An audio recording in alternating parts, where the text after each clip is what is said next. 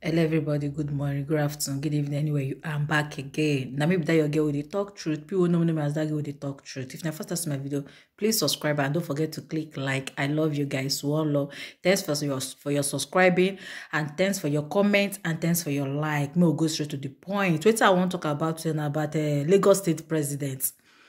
I just finished listening the news where he talk for China television. Abi na him. I just in fact wetin that man dey talk he make no sense.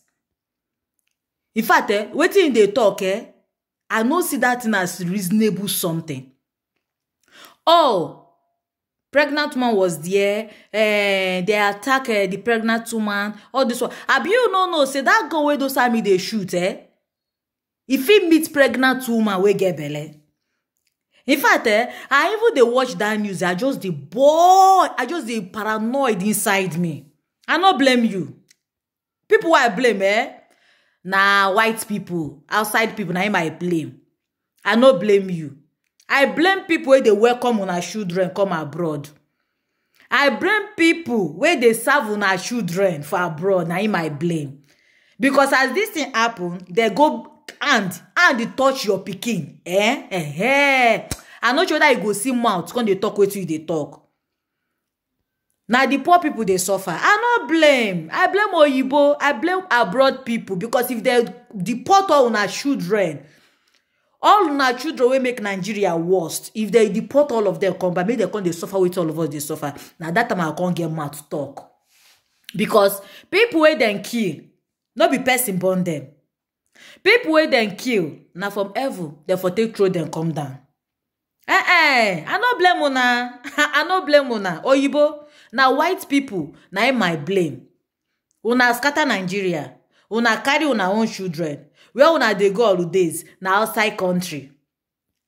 Sheba I see wetin guys do for Lagos. Why they no go vex? Why they no go vex? People will come just innocent, peaceful protest.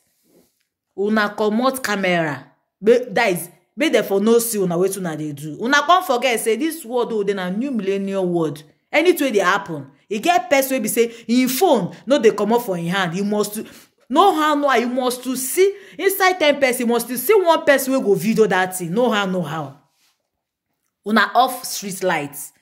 Una fire gun. Una because una won't kill a wule. Una one kill gun, goats.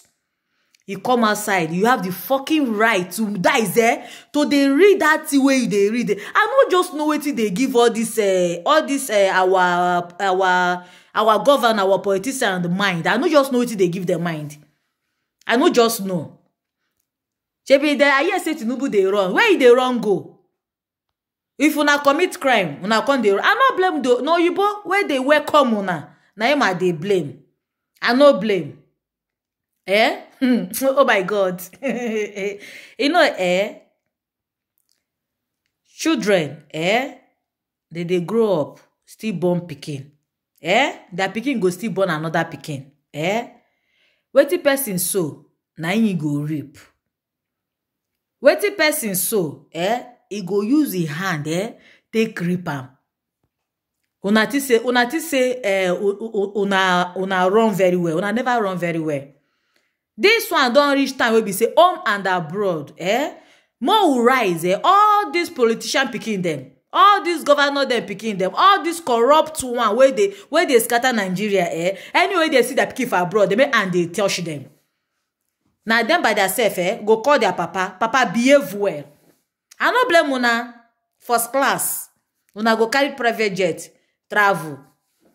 We they suffer am. I no just blame una. I no blame una, oh. I no blame una. I no blame una. Because no be person pikin, na in they kill. No, na goat, na in they kill. You get the ghost, come outside, come they read. In fact, I did very, very annoyed. I did very, very annoyed. I no go lie you. As I even they watch, in fact, as I even they watch the news where that man they talk, waiting just they talk for mouth, as I even, in fact, I ne kamele I ne mozo. If they talk the way they don't do, they go still do another one, join them. Mo clap for you. Oh yeah, Oga, Oh, no problem. Oh, we don't clap for you, eh? We don't clap for you. Problem no dey there. We don't clap for you. Now innocent people. Innocent people. Just come on, make the end SARS. Where dem come outside. As you una end this SARS, as normal, una end them. This thing for no happen. Una no end SARS. Una turn am to swag. From SARS to swag. Because people wey SARS dey kill, people wey police brutality be, they no be una children, because they no go ever be una children, because una children, if they comot, they carry security. When one pikin go comot, you go use 10 mopo, you go use 10 SARS, you go use 20 army take comot. So I know, na him, you know now, una no know wetin poor people, una no know wetin innocent people dey suffer.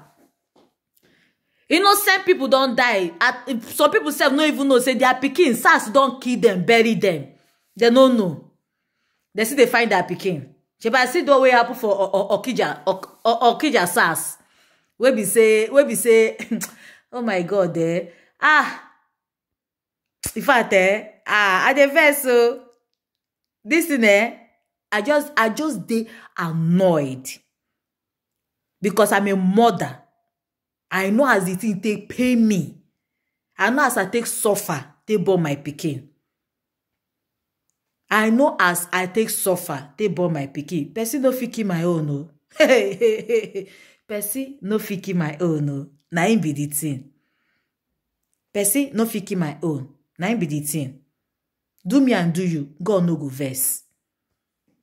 When una know say, if una go disturb innocent protest, wetin una expect? Youth go shut up, they look una. Wetin una expect? Now una bring the disaster where they happen for Lagos. Now una bring that disaster, and that's so it go still meet. Now so the hand go still dey meet una. Mona no worry. The hand go meet una. Mona no worry. Now the first time where something like this they happen for African country, go here say a whole president they bring am down. No worry. No worry. Mona still they continue. Una cup don't full. Una dey blind. Abuna no see say we the youth who don't tire. Who don't tire. In fact, it don't reach us neck. Who don't tire. They go oppress us for abroad. We go still come back for our own country, our mother's land, our father's land. They go still oppress us, put for there. Children go rise up to say this way that they face. They no want make their children face them. Now una use force. They shut up their mouth. Wait till una start. Una go finish am. Because more people are still coming outside. More people. In fact, the youth are annoyed. And in fact, the lion are still coming outside. I love you guys. One love. If you're first time to see my video, please subscribe and don't forget to click like. I love you guys. One love. Bye, dear.